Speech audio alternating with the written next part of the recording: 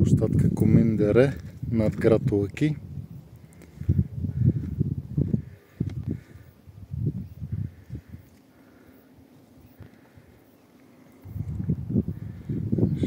Каква красота, меандрите на реката долу. Природата наоколо. А отсреща виждаме село Борово и съответно зад него този село Борово и ето там е Кръстова гора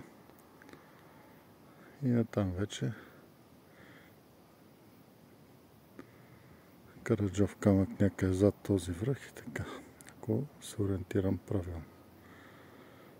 Красотата е изключителна.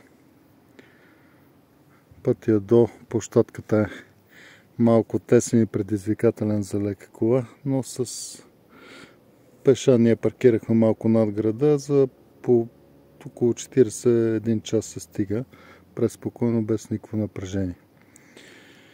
Но определено трябва да се посети и си заслужава, гледките са прекрасни.